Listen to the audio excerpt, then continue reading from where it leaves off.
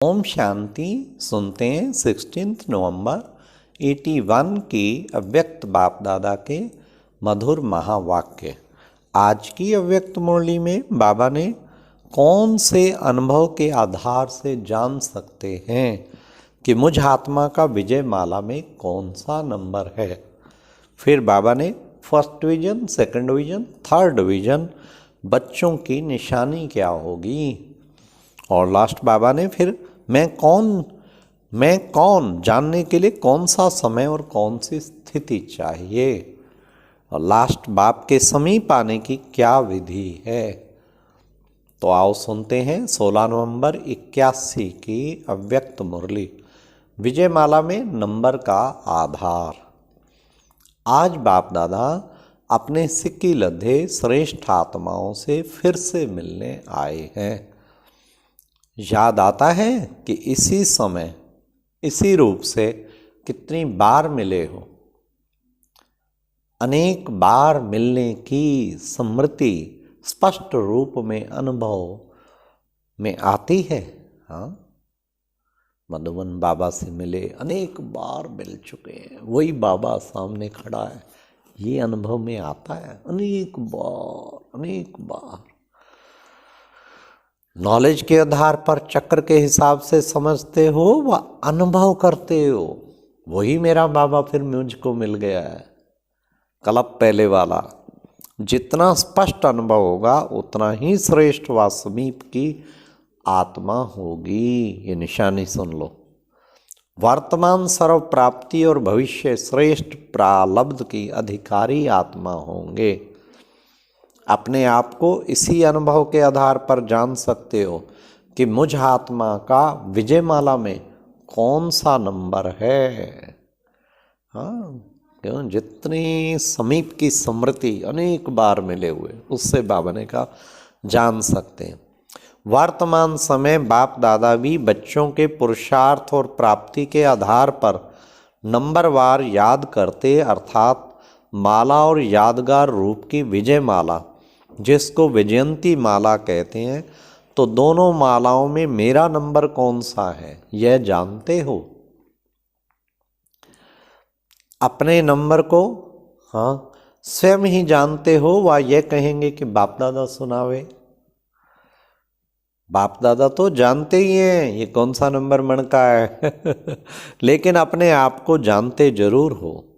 बाहर से वर्णन करो या ना करो, लेकिन अंदर तो सब जानते हो कि हम कितने पानी में हाँ कहेंगे व ना कहेंगे। अभी अगर बाप दादा माला निकलवाए तो क्या अपना नंबर नहीं दे सकते हो क्या?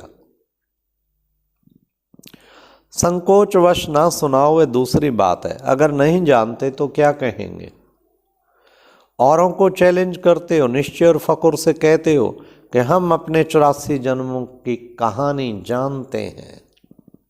यह कहते हो ना सभी को, तो 84 जन्म में यह वर्तमान का जन्म तो सबसे श्रेष्ठ है ना। इसको नहीं जान सकते हो क्या मैं कौन? इस पहेली को अच्छी तरह से जाना है ना। तो यह भी क्या हुआ, मैं कौन की पहेली जानने का हिसाब बहुत सहज है। एक है याद की माला। तो जितना स्नेह, जितना समय आप बाप को याद करते, उतना और उसी स्नेह से बाप भी याद करते हैं। तो अपना नंबर निकाल सकते हो। अगर आधा समय याद रहता और स्नेह भी 50 का है व 75 का है, तो उसी आधार से सोचो 50 स्नेह और आधा समय याद, तो माला में भी आधी माला समाप्त होने के बाद ही आएंगे। अगर याद निरंतर और संपूर्ण स्नेह, सिवाय बाप के और कोई नजर ही नहीं आता, तो सदा बाप और आप भी कंबाइंड है। तो माला में कंबाइंड दाने के साथ साथ आप भी कंबाइंड होंगे। क्या सुंदर डेफिनेशन बाबा ने दी। कंबाइंड दाना मम्मा बाबा, आप भी साथ होंगे। अगर एक बाप के सिवाय कुछ नज़र ही नहीं आता, पर बच्चों को बहुत कुछ और भी नज़र आता है ना अर्थात साथ साथ मिले हुए होंगे, सदा सब बातों में नंबर 1 होंगे। तो माला में भी नंबर 1 होंगे। जैसे लौकिक पढ़ाई में फर्स्ट डिवीजन, सेकंड, थर्ड होती है, वैसे यहाँ भी महारथी, घोड़ेसवार और पैदल 3 डिवीजन है। अब सुनो, फर्स्ट डिवीजन सदा फास्ट अर्थात उड़ती कला वाले होंगे। हर सेकंड, हर संकल्प में बाप के साथ का, सहयोग का, स्नेह का अनुभव करेंगे। सदा बाप के साथ और हाथ में हाथ की अनुभूति करेंगे। सहयोग दो ये नहीं कहेंगे, सदा स्वयं को संपन्न अनुभव करेंगे। सेकंड डिवीजन चढ़ती कला का अनुभव करेंगे, लेकिन उड़ती कला का नहीं। चढ़ती कला में आए हुए विघ्नों को पार करने में कभी ज़्यादा कभी कम समय लगाएंगे। उड़ती कला वाले ऊपर से क्रॉस करने के कारण ऐसे अनुभव करेंगे जैसे कोई विघ्न आया ही नहीं। विघ्न को विघ्न नहीं, लेकिन साइड सीन समझेंगे। रास्ते के नज़ारे हैं ना। और चढ़ती कला वाले रुकेंगे, विघ्न है ये महसूस करेंगे। इसलिए जरा सा लेस मात्र कभी कभी पार करने की थकावट व दिलशिकस्त होने का अनुभव करेंगे। कभी कभी जरा सा लेस मात्र, ये सेकंड डिवीजन होगी। उड़ती कला नहीं, चढ़ती कला। तीसरी डिवीजन उसको तो जान गए होंगे, क्या? रुकना, फिर चलना, फिर चलते भी हैं, और फिर कभी कभी चिल्लाना। कभी चलेंगे, कभी चिल्लाएंगे। याद की मेहनत में रहेंगे, क्योंकि सदा कंबाइंड नहीं रहते हैं। सर्व संबंध निभाने के प्रयत्न में रहते हैं, पुरुषार्थ में ही सदा लगे रहते हैं। यह प्रयत्न में रहते और वह प्राप्ति में रहते हैं। कितना फर्क हो गया। तो इससे अभी समझो मेरा नंबर कौन सा। माला के आदि में है अर्थात फर्स्ट डिवीजन में है, व माला के मध्य में अर्थात सेकंड डिवीजन में है, व माला के अंत में अर्थात थर्ड डिवीजन में है। तो याद और विजय माला दोनों के आधार से अपने आप को जान सकते हो। तो जानना सहज है व मुश्किल है। तो हर एक का नंबर निकलवाएं, निकाल सकेंगे ना। बाप दादा सदा अमृत वेले से बच्चों की माला सुमरण करने शुरू करते हैं। हर एक रतन की व मणके की विशेषता देखते हैं। तो अमृत वेले सहज ही अपने आप को भी चेक कर सकते हो। याद की शक्ति से, संबंध की शक्ति से स्पष्ट रूहानी टीवी में देख सकते हो कि बाप दादा किस नंबर में मुझे स्मरण कर रहे हैं।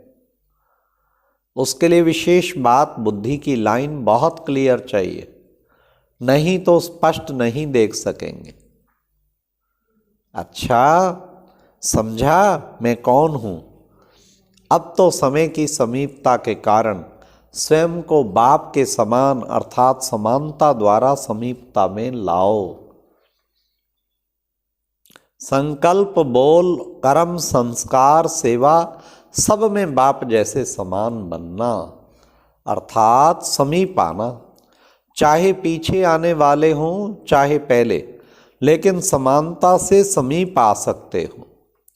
अभी सभी को चांस है। अभी सीट फिक्स की सीटी नहीं बजी है, पर कब? ये 81 की मुरली है, तब नहीं बजी थी। अब तो 40 साल हो गए। फिर भी अभी तक कहेंगे थोड़ा सा शायद मार्जिन है। कोई जितना चाहे, जब तक पुरुषार्थ कर रहे, जितना चाहे आगे जाना जा सकता है। इसलिए बाबा ने कहा, इसलिए जो चाहो वह बन सकते हो। अभी टू लेट का बोर्ड नहीं लगा है। इसलिए क्या करेंगे? महाराष्ट्र और मध्य प्रदेश दोनों है ना। महाराष्ट्र का तो नाम ही है महा, तो महान हो गया ना। और मध्य प्रदेश की क्या विशेषता है? बाप दादा की सेवा के आदि में पहली नजर मध्य प्रदेश की तरफ गई। बच्चों को भी भेजा था, तो सेवा के क्षेत्र में पहली नजर जब मध्य प्रदेश पर गई तो मध्य प्रदेश की सेवा में और सेवा का प्रत्यक्ष फल खाने में पहला नंबर होगा, क्योंकि बाप दादा की विशेष नज़र पड़ी। जहाँ नज़र पड़ी वहाँ नंबर 1 नज़र से निहाल हो गए ना, इसलिए दोनों ही महान हो। महाराष्ट्र में बाप दादा के साकार में चरण पड़े, चरित्र भूमि भी महाराष्ट्र को बनाया। तो महाराष्ट्र क्या करेगा? महाराष्ट्र को तो डबल फल देना पड़ेगा। क्या डबल फल देंगे?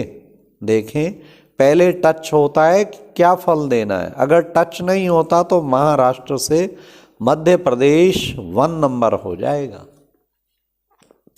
एक है वारिस और दूसरे हैं वीआईपीज।